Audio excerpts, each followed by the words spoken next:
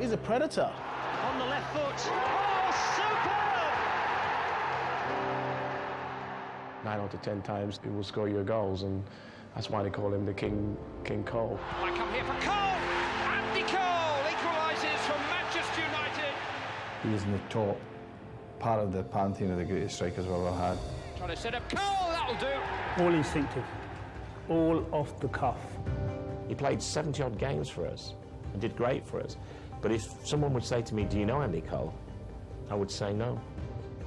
He's reportedly branded the England coach Glenn Hoddle a coward. If you crossed him, that's when you kind of see a different side to Coley.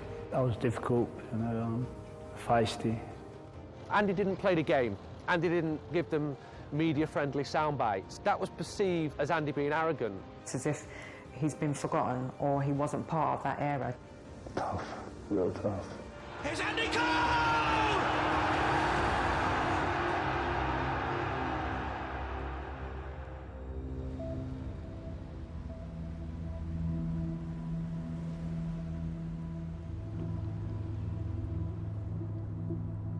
I'm just going to pop into Old Trafford now. I've got a trip coming up to Bangkok. We're doing a soccer school and all that kind of stuff. I'm going to watch the game, so I need to pick up some kit. You know, the club asked me would I like to come on in a different capacity, i.e. become ambassador for the club. Same kind of thing, but more travelling abroad and things like that. So I just thought to myself, oh, why not? What a great opportunity that would be to still work for Manchester United in a totally different way now. When you're playing, you're so focused on playing and wanting to do well. When you come away from, you actually retire and you work in the role like I do now. You meet a hell of a lot more of the fans, you spend more time with the fans, and you understand the fans' frustrations or whatever it may be, because you're spending more time with them.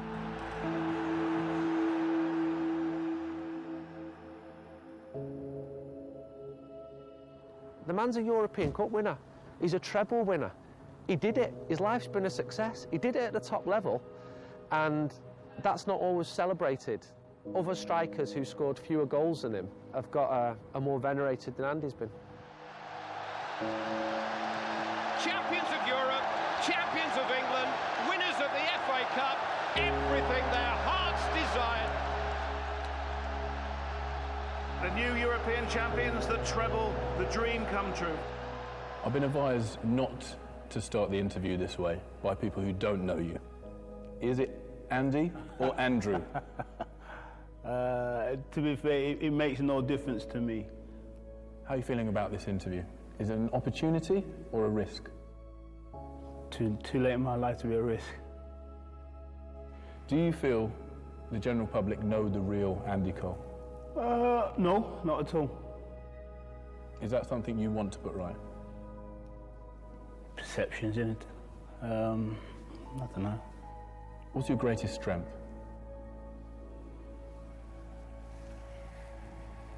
I'll come back to that.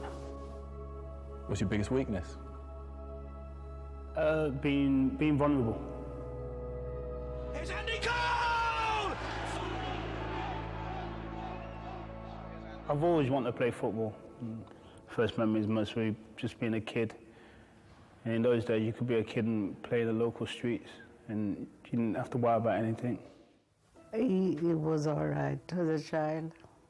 With his little football, he used to sleep with his football at night on his bed. And he used to kick the football around night. When he wake in the morning before he go to bed, he kick the football. Describe where you grew up in one word. Wow.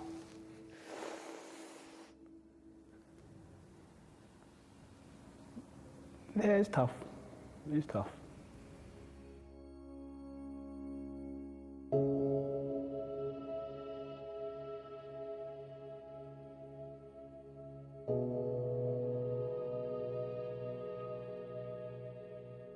It was a tough area for us to grow up in Lenton. We had to look out for each other and protect each other. It was an ethnic background filled with Asians, black, whites, everything. And we just, had to get by and get through.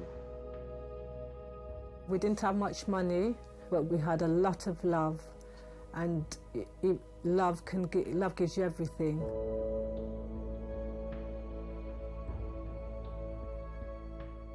School's a bit tough.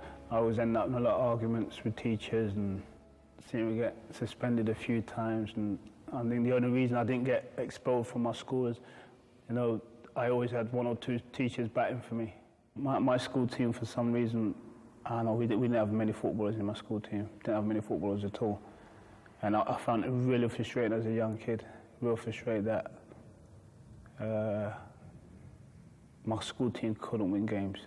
As a 12-year-old, I brought Andrew with me to play in my Saturday side. We went to Bradford in a tournament, and some of the men fell out, you know what I mean, and couldn't make it. And I brought Andrew, I told him to grab his boots and come along, and took him to the tournament. Played him up front. He scored an exceptional goal where the ball came down, one touch over his shoulder, one touch, lobbed the goalkeeper as the goalkeeper was coming out. So he had that ability, and he had the footballing brain at 12 already to be doing something like that. Andy Cole, it's another one,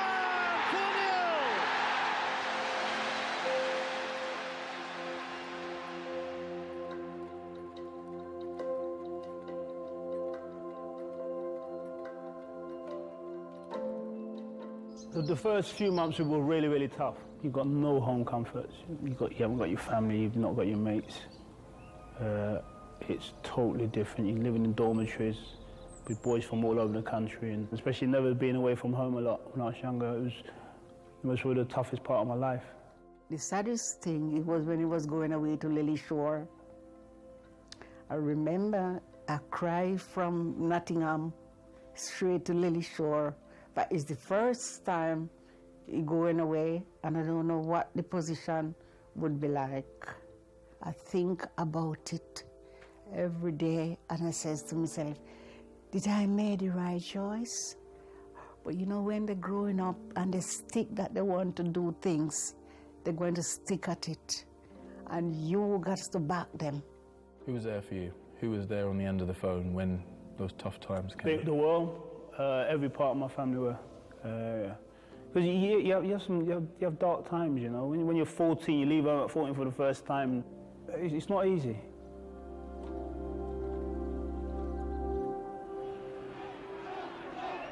So here's Andrew Cole, a lad from Nottingham. Here's Cole. Smudged off the ball unfairly there by Lana.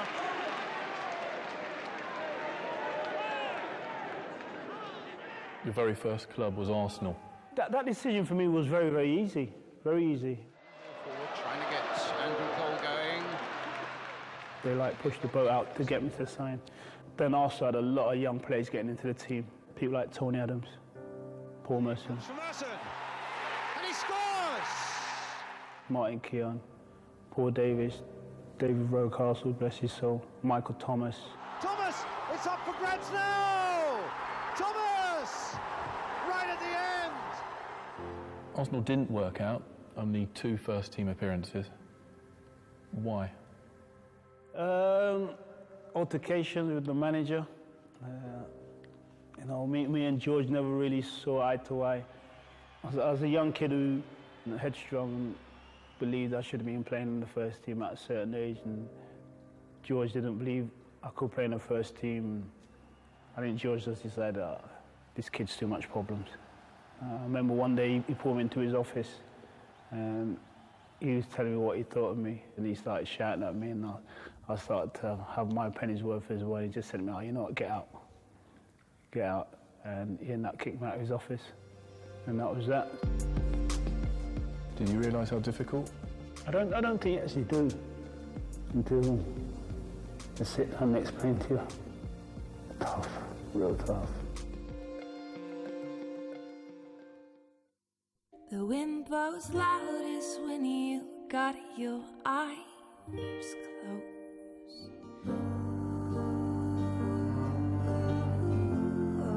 A season celebrating the many faces of Sheridan Smith starts Saturday at 9 with Scylla on ITV Encore, Sky Channel 123.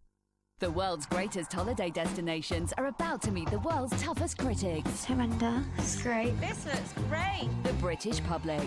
Watch things. Hi. Hi! Not everyone has the same view of paradise. Travel Guides, Monday at 9 on ITV. Join our happy campers as 5 new couples head out to a different European campsite each week. Just Standish. Yeah, that's it. Ours better than my house. If you're going to have one, have a big one. Put through their paces on a wide range of challenges, our couples will compete for points in the aim of winning £1,000. And I don't want to ruin my nails. Who will leave the camp triumphant? Pitch up with Hello Campers. Tomorrow at 4 on ITV.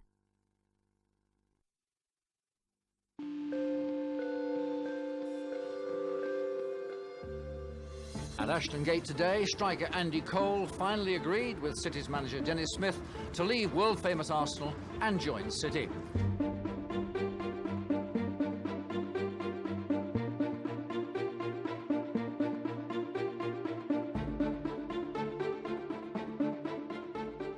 I'm a bit gutted leaving Arsenal, not breaking into their first team whatsoever, but that's in the past now. Bristol City is my future. I just want to get on with it. Andy Cole certainly got on with it when City, in dire relegation danger, signed him on loan from Arsenal last spring. His 8 goals in City's last dozen matches proved a crucial factor in the club staying up, and the fans really took to him. I heard this story about a young lad at Arsenal giving George Graham all sorts of stick, knocking on his door saying he should be in the first team. So I phoned George and said, you know, I'd like to take the lad on loan, have a look at him. Would the lad come? And, you know, Andy was desperate to play football, so he came along and we had him on loan and he was just electric. Bristol City, banging in 20 goals in 41 games. Dennis took me in and telling me he'd done all his budget on me as well, which 500 grand for unknown was a hell of a lot of money then. And I just said, yeah, you know, all I can do is go there and do the best I can. Dennis I thought then was a good manager for me, wanted to give me opportunity to play week in, week out and express myself and just go for it basically. And he said to me, you know, this is your platform now to prove a lot of people wrong. Well, a lot of people were thinking, problem. It's been a problem at Arsenal, it's been a problem at Fulham, you know, Bristol, he's done okay, but a lot of people were saying, I'm not sure if we want to touch him. So when Dennis actually spent that money and brought me, you know, that was a big statement from him. And on his behalf as well, it was a big gamble. If you know Andy and you see him off the field, he's quiet and placid. Put him on a football pitch, you've got a totally different animal. You know, he just wants to be there, he wants to do it as best of his ability. So he wanted to learn. It was just getting somebody to believe in him as much as I did. I knew about him, had him on loan, but even then, you don't realise how good he was, and he just became better and better and just scored goals for fun. On to Andy Cole.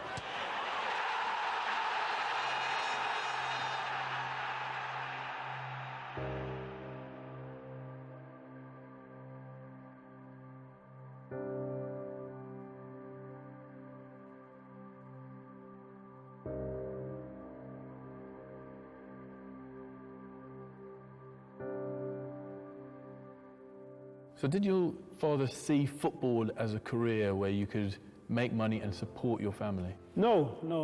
My old man saw cricket as a sport, and as a black man or young black kid aspiring, that is the sport for us, because that's his generation, Caribbean, that's his generation. And he always believed that for a black man to play football and make a living would be very tough. Seeing what he's seen, the experiences he told me that he went through coming from Jamaica when he first came to England.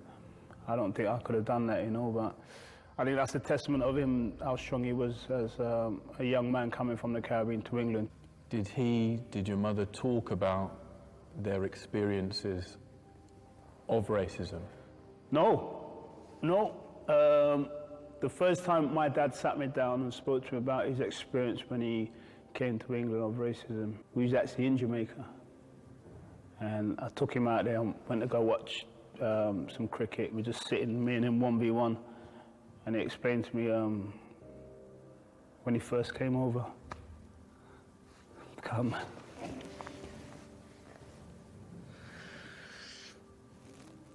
Rough, because they had some little, they call them the teddy boys. They walk with some spike on the ear, and then what they call it, a bicycle chain, and things like that. You have to be in for about 6. You couldn't walk on the street as a black man. With teddy boy, they would rip you apart. Difficult times. Mm. Did you realise how difficult?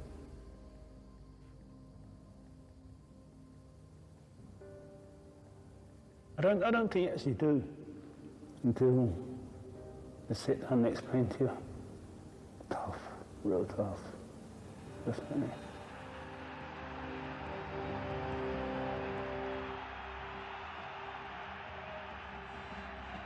He was football's most eligible young striker when he headed north from Bristol City for £1.75 million. But there had been undertones about a suspect temperament that saw his first club Arsenal give him just 1 league game. What really convinced me to sign Andy Cole was we were looking at the PA list. Tony Mack said, if you could go to any one of those games, boss, which one would you go to? And I said, well, I'd go to watch Bristol City play West Ham in the Cup at Ashton Gate, and I'd like to look at that lad Andy Cole again. And then when he came out, he's got a big white bandage on his leg. And I said, oh my goodness, all this way, all this cost. And he was almost limping when he came out. He came off after about 15 minutes. In the plane coming back, Tony Mack said, that was a real waste of time, Gaffer. And I said, not for me, it wasn't. I really like him. You got a Newcastle, they're vying to get promoted. You know, they bring that unknown for 1.75 million, and people looking at it and say, who is this kid? You know, sold from Arsenal, gone to Bristol City, he's done okay there, but he's 1.75. And I was fortunate enough, I got to a great start. You know, I ended up scoring. Newcastle got promoted and I ended up getting 12 in 12. Here comes Cole, Newcastle. All the way through from the goalkeeper, Cole's got another one. 1, 2, 3. Cole might be in for the 7th. Yes, he is.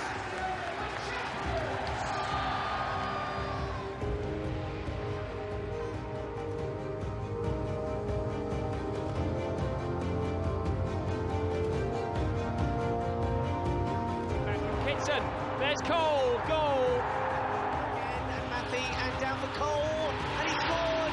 Andy Cole! Cole wasn't offside, on the left foot. Oh, superb! That's when the Geordie fans basically said, this kid's going to be our hero. And it was the toughest year and a half ever, in a good way, but not being able to deal with it, it was like, oh my God, what is this all about? To have all these fans, I mean, adore you the way they adored me was like, oh, I'm not used to this. It was crazy, really, because it's as if it happened overnight. Like, when I first met him, no one knew who he was. You know, he was just normal Joe Bloggs. We then go to Newcastle. Oh, my God, that was a nightmare. If you walked into the supermarket to buy groceries, 2 hours later, you'd come out with no groceries, and you'd have stood there the whole time signing autographs.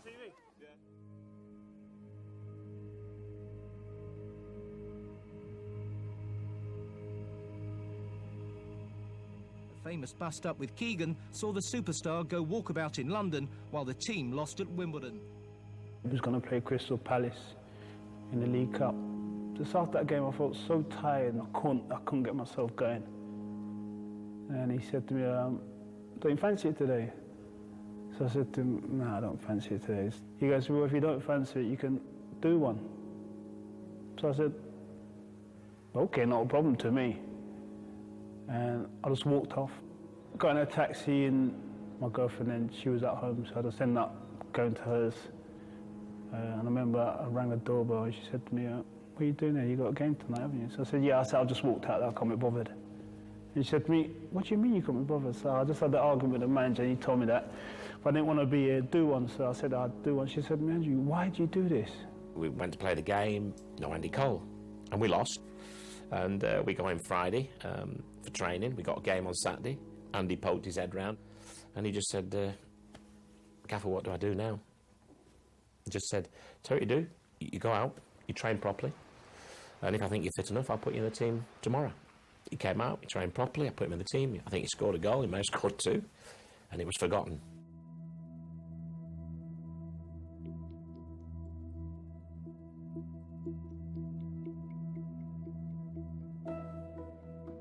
Did you know that Newcastle were thinking of selling you? No, but I knew my relationship with Kevin then was never the same. You know, it wasn't the same kind of spark we had and whatever, so I knew it was a bit of borrowed time. Bewildered fans at St James's Park this afternoon had just one man in their sights. They wanted to confront Kevin Keegan. When we got our bond, right, on the front of that bond was that the future of Newcastle. Build on success. And Kevin, can I just finish, please? You know, if you don't mind.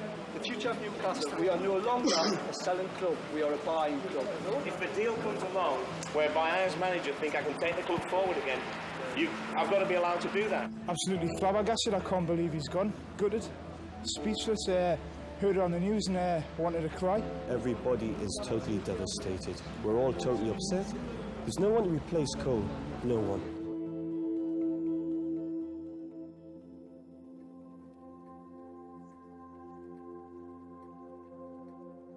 The Andy Cole deal happened fairly quickly. Once I made my mind up, I went to talk to the board about it. They said, you're kidding. You're selling Andy Cole? I said, yeah, it's the right time, but you've got to trust me on this one, it's the right time. And they did, to be fair. Was it a shock? A big shock. I think it's a shock to you boys as well, because no one thought that Kevin Keegan would sell me like arch rivals Man United, but I'm looking forward to it. Well, at that period, the development of Manchester United, we were finding that teams were starting to go back to their box a lot. We lacked that real killer touch inside the box, I think, to make us a better team. So I needed someone with that electricity and, you know, somebody who was two-footed in the box, and Andy was the perfect man. And I felt so small, compared myself. All these people are looking at that. I felt so small. I don't think his apology would come, because I honestly do believe that he believes he wasn't in the wrong.